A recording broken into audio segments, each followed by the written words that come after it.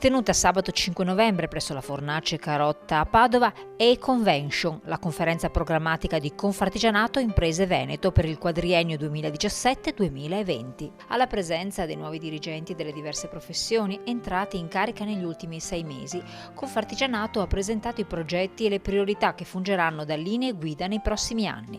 In particolare è stata presentata la riforma del sistema di rappresentanza delle categorie, che ha intrapreso la strada della regionalizzazione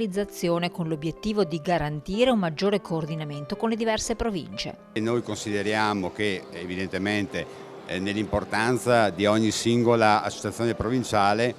il cuore pulsante, la parte intelligente e la parte propositiva sia data proprio dalle categorie e dai mestieri, e di conseguenza abbiamo voluto lavorare in maniera molto approfondita, suddividendo in più tavoli di lavoro una sorta di programma che oggi verrà per l'appunto presentato, sul quale poi detteremo le regole per il prossimo futuro del Confartigianato del Veneto. Al centro dell'attenzione l'associazione, intesa come valore proprio perché è in grado di aiutare le diverse imprese nella loro quotidianità, con l'obiettivo di favorirne la crescita e la produttività. Noi abbiamo tanti fronti aperti come associazione rivolti alle imprese, fronti che aiutano le imprese nello stare nel mercato e nel migliorare il posizionamento di mercato, che se da parte delle imprese sono utilizzati un corretto dialogo con l'associazione, le imprese non hanno che da crescere il loro valore.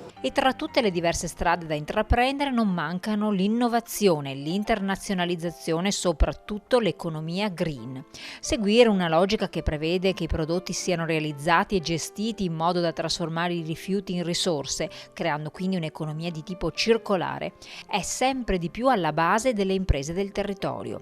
Uno studio di Confartigianato infatti ha evidenziato come il Veneto sia al terzo posto in Italia per numero di imprese artigiane green, orientate quindi alla riduzione degli sprechi. Oggi soprattutto il connubio nuove tecnologie e economia circolare diventa un connubio importante su cui andare a ricostruire il saper fare manifatturiero, perché possiamo immaginare nuovi prodotti che diventano dei servizi, ma anche valorizzare quelle che possono essere le competenze artigiane nel ripensare le produzioni, nel lavorare sul riuso e sulla riprogettazione e